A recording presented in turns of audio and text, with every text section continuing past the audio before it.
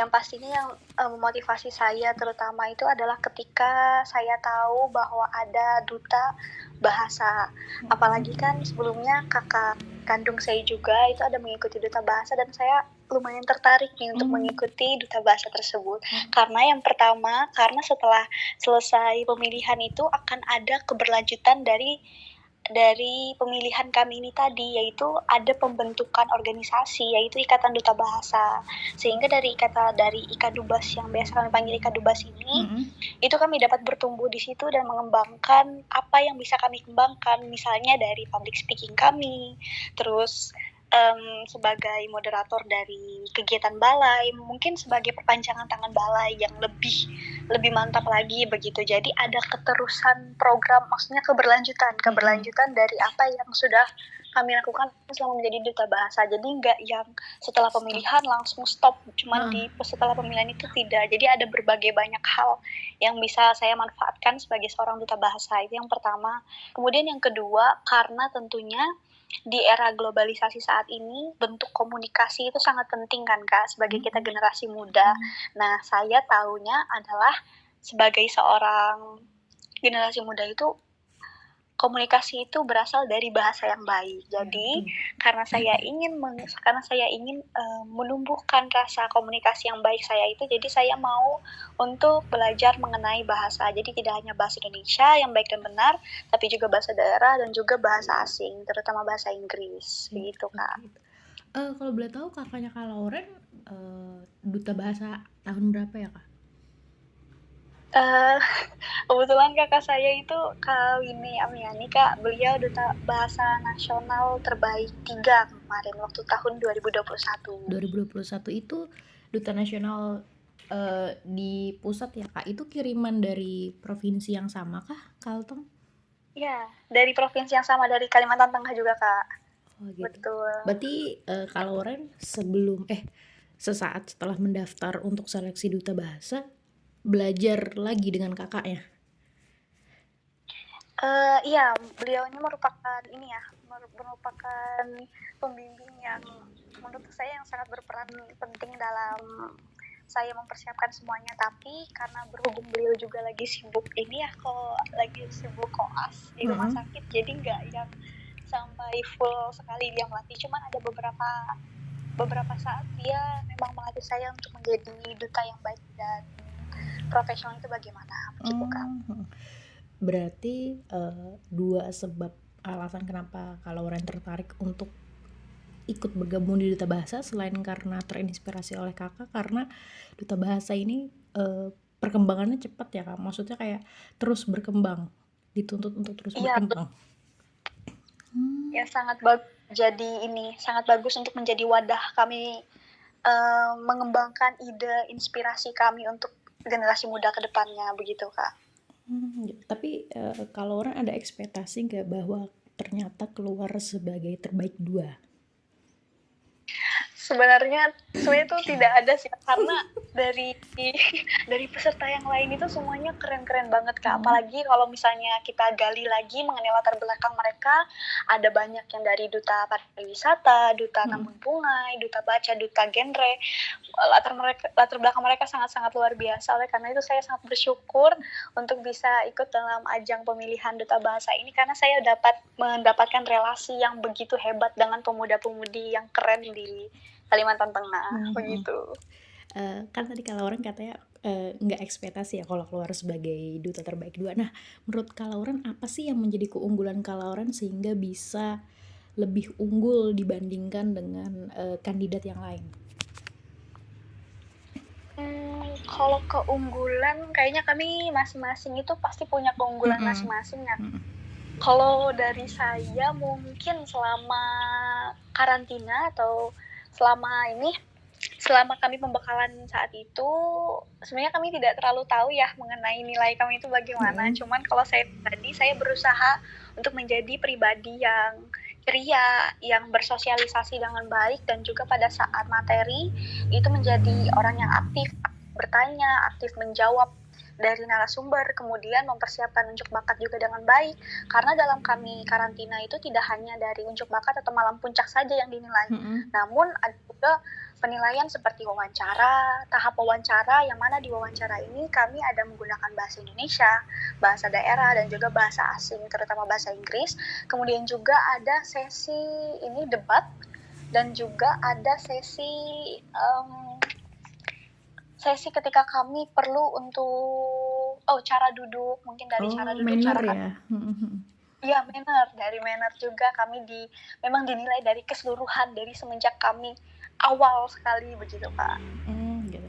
Kalau dari Kak Lauren sendiri ya, sebagai duta bahasa nih, sebelumnya Kak, jauh sebelum ternobatkan sebagai duta bahasa, kegiatan sehari-harinya apa Kak? Baik, mungkin kegiatan saya sebagai seorang mahasiswa kedokteran tentunya saya mungkin lebih ke belajar sih Kak untuk setiap harinya, karena kami memang lumayan padat untuk jadwal kuliah. Kemudian kegiatan-kegiatan yang sedang saya geluti sebelum saya masuk duta bahasa itu tentunya adalah organisasi. Tapi organisasi ini adalah organisasi yang di dalam ini Kak, di dalam fakultas saya. Mungkin seperti kegiatan AMSA, kegiatan BEM, atau kegiatan dari SMKI, Ikatan Semat begitu Kak. Jadi saya fokusnya ke situ sebelum ke duta-dutaan gitu. Ke internal kampus ya Kak ya? Iya betul, internal Kalau kampus. sekarang setelah menjadi duta bahasa, semakin disibukkan pasti kan? Dengan apa itu Kak? Iya betul. Kalau dari duta bahasa sendiri ya kayak kata saya tadi, kami itu ada IKADUBAS, Ikatan Duta Bahasa Kalimantan Tengah. Nah dari situ kami lumayan padat untuk jadwal-jadwal terkait dari kegiatan balai bahasa, itu kami diikut sertakan juga. Kemudian kami sekarang sedang memfokuskan untuk membuat konten digital sih Kak, kami yang dari Kadubasnya. Jadi mungkin sedang disibukkan dengan hal tersebut dan beberapa kegiatan dari balai. Oke. Nah kalau misalnya dari Kak Lauren, beberapa cara untuk melestarikan bahasa daerah tuh gimana sih Kak?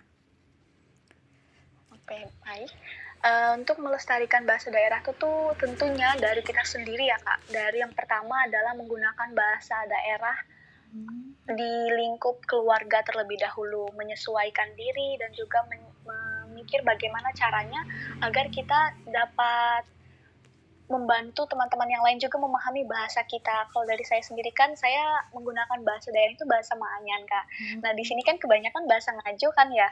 Nah saya tuh kurang terlalu paham mengenai bahasa Ngaju. Cuman teman-teman dari duta bahasa yang lain itu membantu saya dengan hal-hal kecil mungkin seperti bagaimana caranya memperkenalkan diri dari bahasa Ngaju, terus juga dari mungkin angka-angkanya itu diajarin juga dari mereka. Jadi salah satu hal yang bisa kita lakukan untuk melestarikan bahasa daerah itu adalah menggunakan bahasa itu tersebut.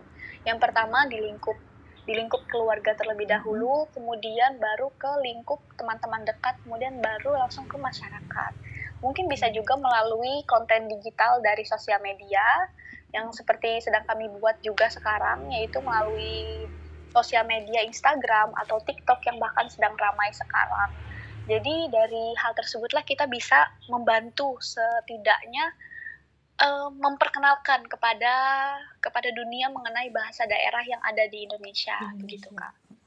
Kak, kan yang aku tahu dari Kak Ibnu kemarin ada 8 bahasa yang akan direvitalisasi ya, gitu. Nah, dari 8 bahasa itu apakah ada yang sudah punah penuturnya, Kak? Oh, baik. Mungkin kalau dilihat dari segi ini ya Kak, dari segi penuturnya, itu ada beberapa bahasa daerah yang ada di Kalimantan Tengah ini yang penuturnya masih kurang. Salah satunya yang saya ketahui adalah bahasa Dayak ini, Dayak Sangiang, kalau nggak salah kemarinnya, bahasa itu.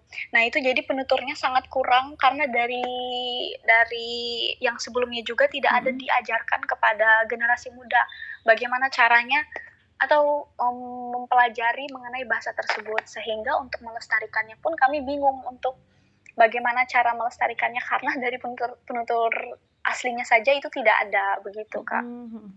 Berarti salah satu kendalanya itu penuturnya itu tidak meneruskan ke generasi bawahnya gitu ya, Kak? Iya betul, mungkin karena dari segi ini ya Kak, dari segi mengajarinya bagaimana, karena dari kita dari bahasa daerah itu sendiri kan tidak ada kamus khusus yang seperti KBBI, juga tidak ada yang kayak buku-buku yang bisa diteruskan kepada anak-anak. Jadi mungkin dari situ kendalanya terkait bahasa daerah yang kita temukan untuk sekarang. Kalau boleh tahu, Kak Lauren dulu SMA-nya di mana, Kak? Saya SMA-nya di SMA 1 Buntok, Kak, Barito Selatan. SMA 1 Buntok. Nah, waktu di sekolah itu ada pelajaran bahasa daerah nggak, Kak, atau muatan lokal? Nah, kalau waktu SMA itu tidak ada sih, Kak. Nah, itu agak kurang nyemisnya di situ karena dari sekolah saya itu memang untuk muatan lokal itu tidak ada, Kak. Jadi lebih ke kami mempelajari seni budaya begitu. Seni budaya. Tapi untuk bahasanya kan tidak ada. Kalau SD pernah ada, Kak, muatan lokal bahasa daerah? Kalau saya itu kebetulan saya dari TK, SD, SMP itu adalah sekolahnya swasta, Kak. Jadi di swasta itu tidak diajarin untuk muatan lokal. Kami lebih ke bahasa Inggris. Jadi di hari Sabtu itu kami wajib berbahasa Inggris sama guru gitu loh. Gitu. Kalau aku dulu, Kak, waktu SD ada muatan lokal bahasa Dayak, cuma waktu itu aku nggak tahu bahasa Dayak yang mana, dan ilmuku bahasa Dayak tuh stuck di situ. Nah, kalau dari Kalauran sendiri perlu nggak sih ada pelajaran bahasa daerah di tiap sekolah? Kalau dari saya itu pastinya sangat perlu, Kak. Karena dalam 1 minggu itu kan ada 7 hari, yang mana dari pendidikan itu sendiri, kalau sekarang ada 5 hari ya untuk sekolah ya. Kalau dulu kan sampai Sabtu, kalau sekarang sampai Jumat. Nah, mungkin bisa di hari Jumat itu adalah hari khusus untuk berbahasa daerah. Jadi saya juga pernah mendengar, Kak, dari teman saya waktu SD itu, mereka memang di SD itu SD negeri, muatan lokalnya itu menggunakan bahasa Dayak, tapi itu rasanya Dayak Ngaju deh, Kak.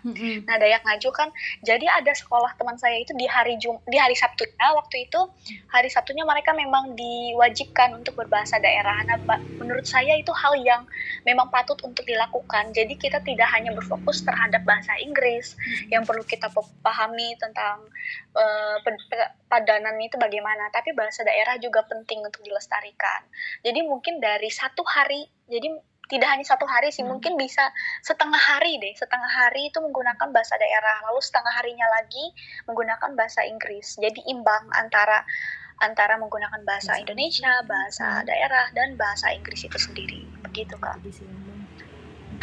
Berarti tadi kalau misalnya di sekolah diterapkan seperti itu, kita menerapkan Trigarta apa ya, Kak? Trigarta bangun bahasa. Trigarta bangun bahasa, iya bener kan gitu. Iya, soalnya yang aku tahu aku bahasa Dayaknya stuck di SD aja gitu loh, sebatas tahu. Kalau SMP ada muatan lokal nggak, Kakak, kemarin?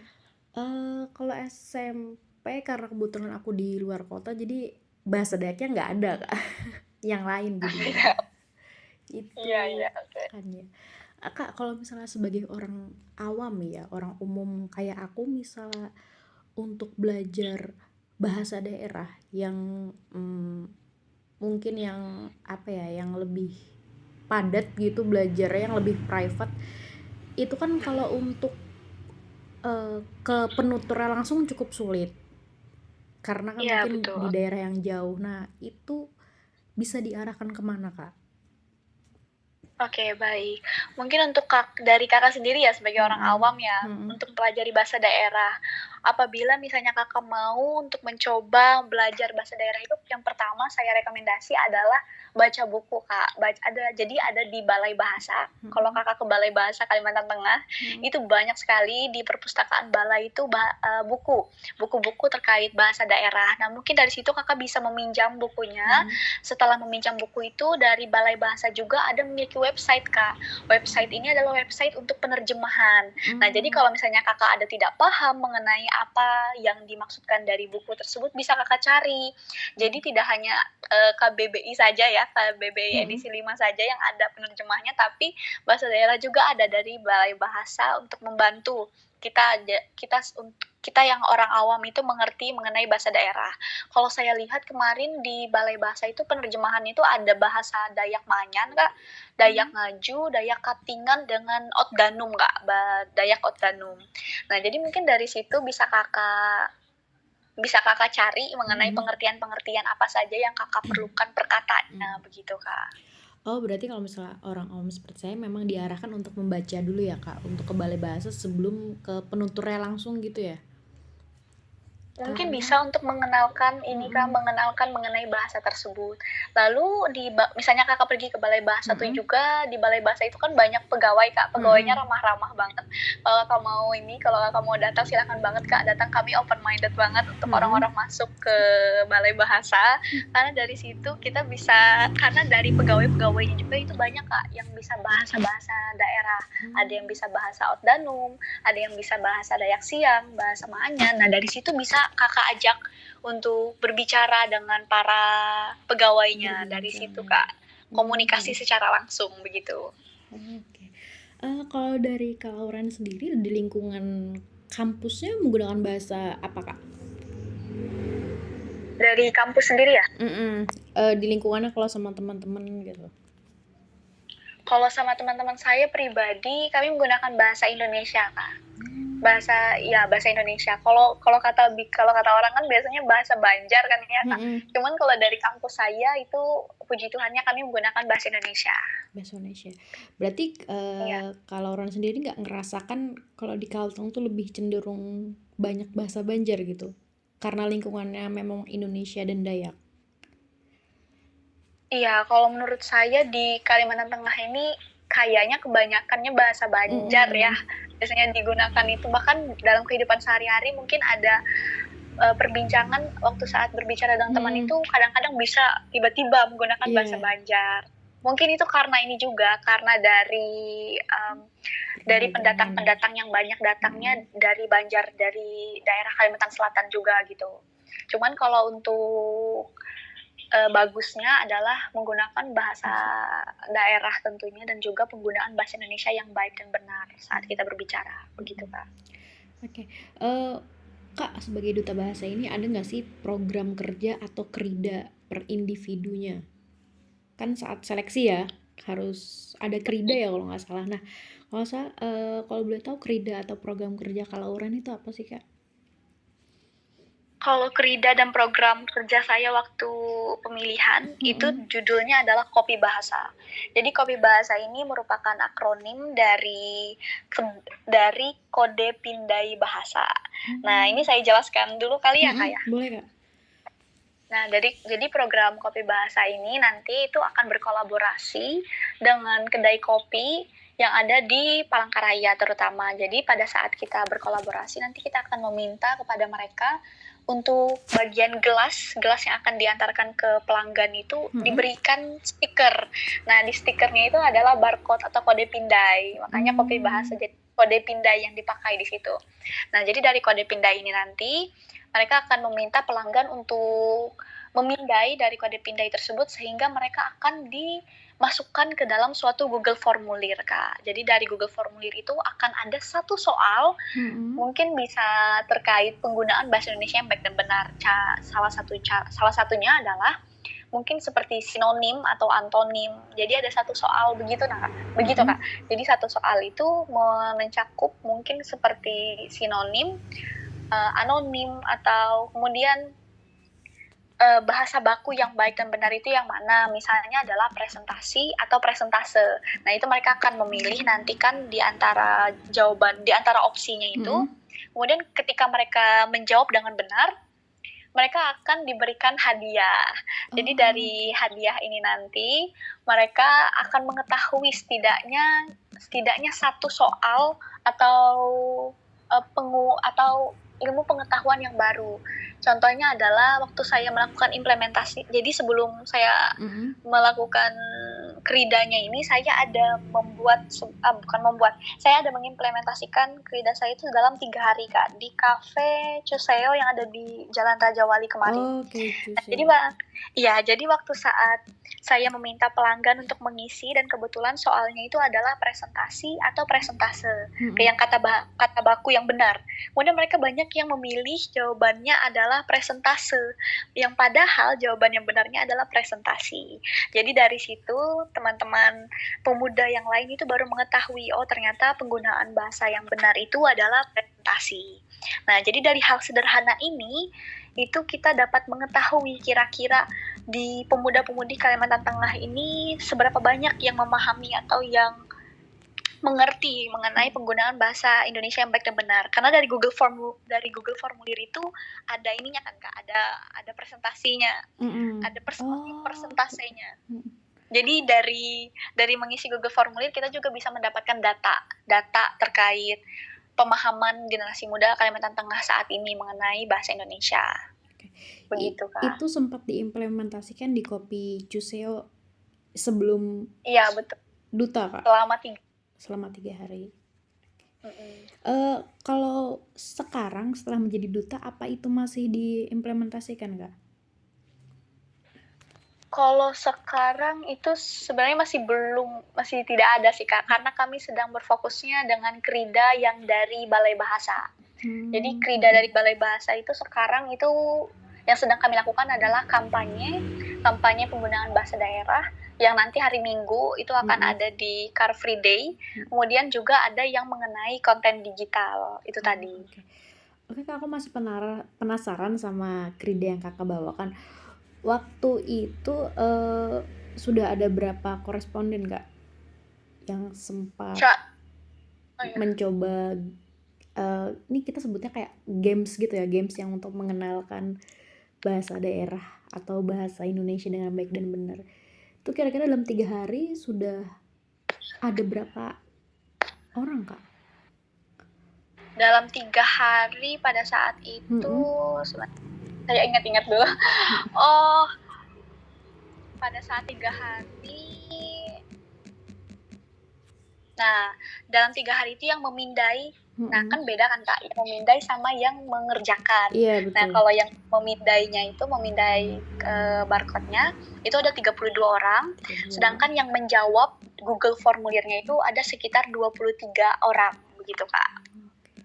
Itu posisi barcode-nya itu ditempel di gelas atau dibawa per lembar gitu atau gimana, Kak? Penasaran aku. Iya, jadi kalau dari ini ya, kan kemarin penyelenggaranya adalah saya, jadi otomatis stiker yang kode pindainya itu saya ini Kak, saya buatin semacam stiker yang bisa ditempel langsung ke dalam gelas. Jadi itu kan biasanya di kedai kopi itu ada menggunakan ini ya Kak, gelas plastik Iya, gitu ya gelas kan plastik. biasanya, ada yang gelas kaca. Nah, kebetulan di Kopi Cuseo pada saat itu adalah menggunakan gelas plastik. Nah, jadi dari gelas plastik itu ditempel lah di luar dari gelas tersebut mengenai kode pindainya. Kemudian itulah tadi dari kerja dibantu dengan apa ya? Dengan staffnya dari sana dari kafenya. Itu membantu untuk mengatakan kepada pelanggan terkait kode pindai tersebut untuk memindai. Untuk mendapatkan kira-kira diapresiasi untuk jawaban yang benar atau yang menjawab saja, Kak? Oke, yang menjawab itu kan biasanya kan ada pilihan benar dan salahnya kan Kak. Nah kalau misalnya jawaban dia benar dan dia memang beruntung, dia akan mendapatkan hadiah. Karena seperti yang kita ketahui kalau semuanya benar terus semuanya dapat hadiah itu kan Mancus ya, Kak? agak gimana, nggak bisa banyak gitu kan ya. Jadi ada beberapa soal itu nanti tuh ada, kalau saya kemarin itu ada 5 soal Kak. Jadi mereka akan memilih mau menjawab yang mana dari kelima soal ini. Nah, kalau dari salah satu soal itu ada yang saya dari 5 soal itu ada 2 soal yang apabila menjawab benarnya akan diberikan hadiah. Oh, 3 soal maksudnya. 3 soal yang apabila benar itu akan mendapatkan hadiah. Begitu, Kak. Gitu benar. Jadi kalau misalnya dia benar dan beruntung. Tapi sangat disayangkan kayak ininya tidak jalan lagi gitu. Padahal ini saya rasa fun loh, apalagi kan aku seminggu bisa 3 kali ke coffee shop gitu. Mungkin aku dari situ bisa makin tahu gitu loh bahasa Indonesia yang baik Iya, dan benar itu. Tapi tapi kedepannya ada ya dilanjutkan lagi nggak Kak?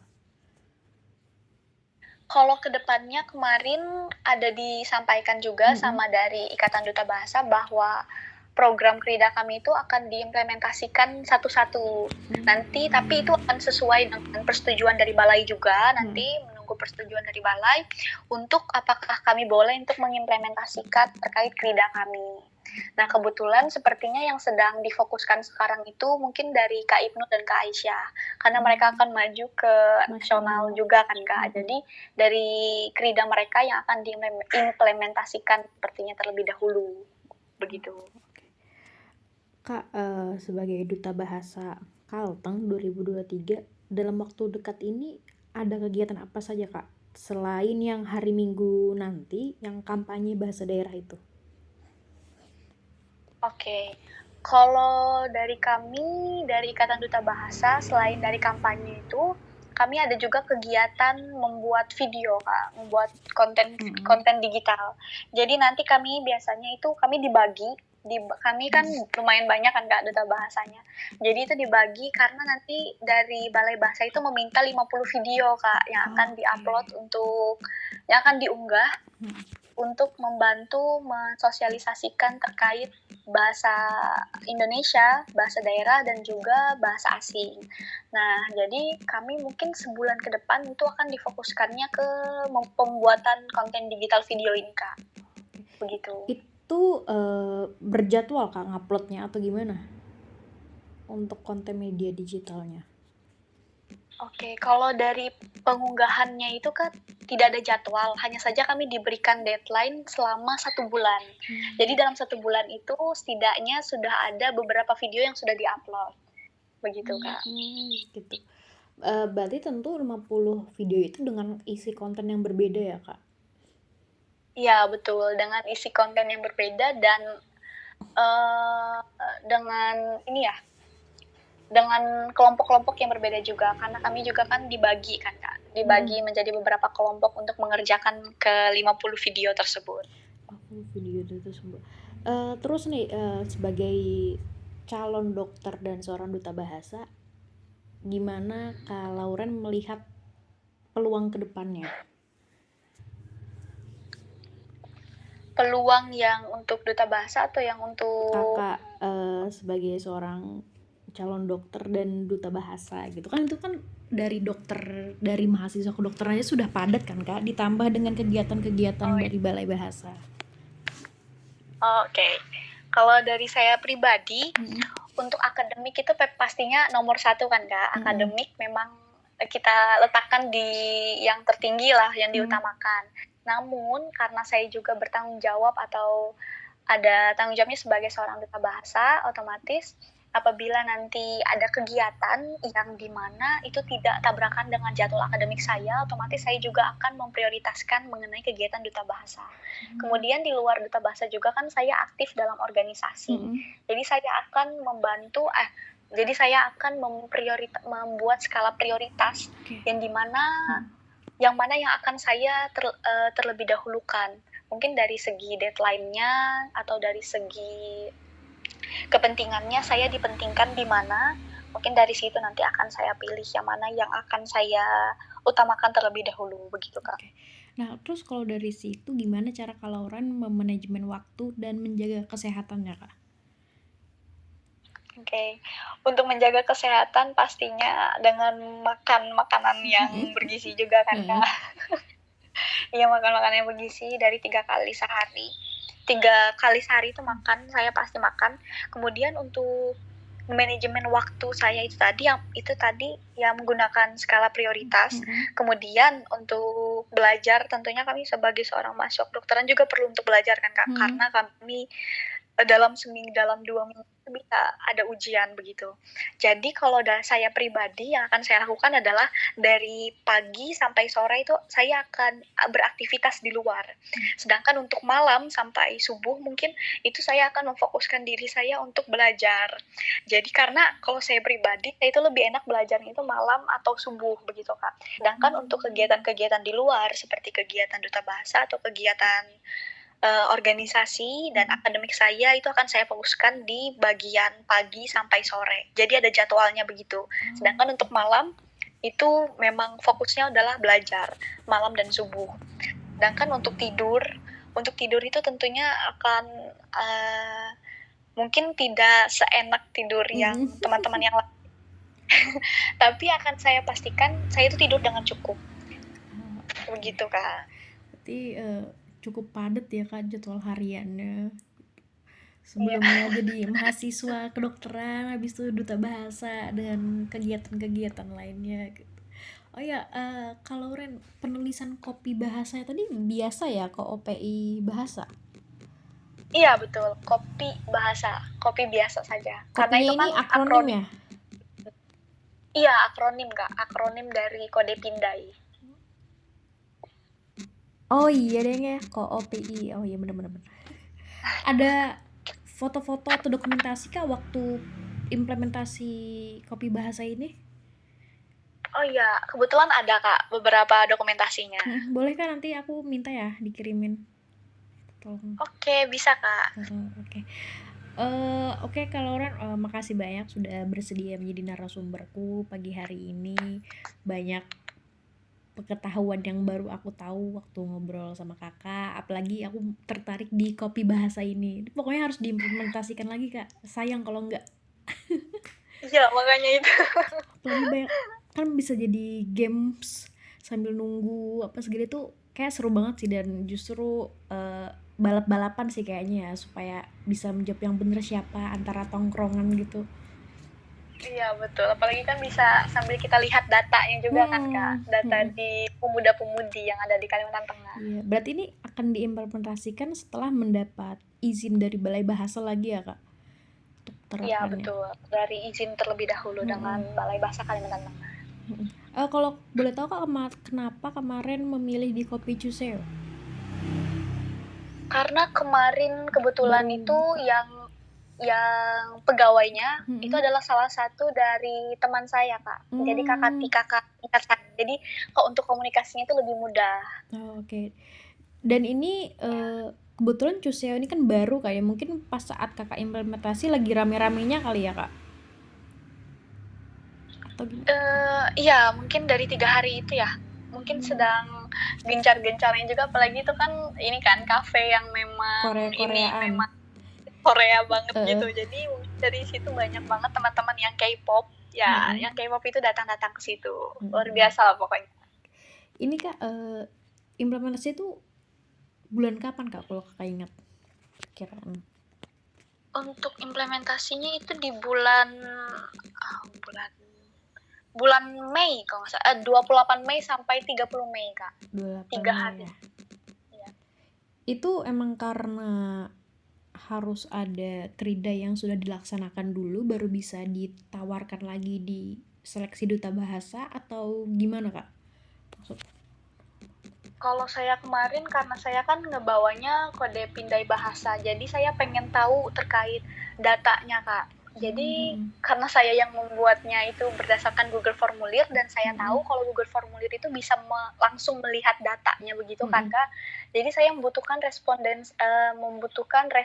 gitu kan. Jadi menurut saya akan lebih bagus apabila datanya itu ada isinya begitu Kak.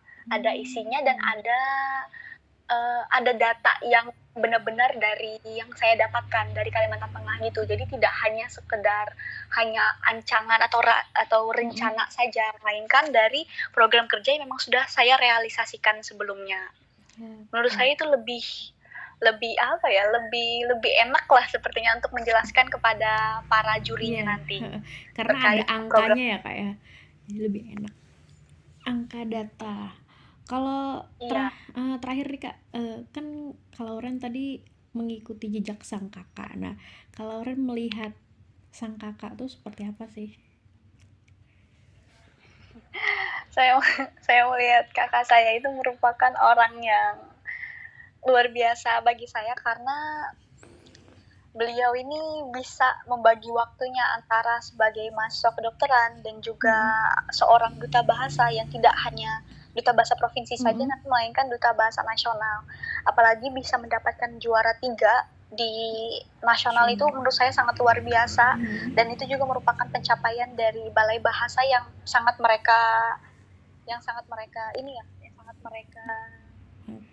hargai sekali gitu Pak. Jadi bagi saya, di mata saya, kakak saya itu merupakan seorang pribadi yang luar biasa. Dan bagi saya itu merupakan suatu titik di mana saya ingin mencoba seperti beliau, namun dalam pribadi saya sendiri. Oke. Begitu. Ada foto berdua sama kakaknya, Kak?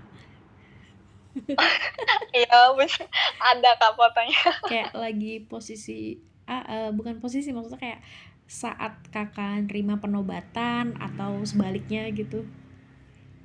Oh iya, ada Kak foto waktu itu. Karena kebetulan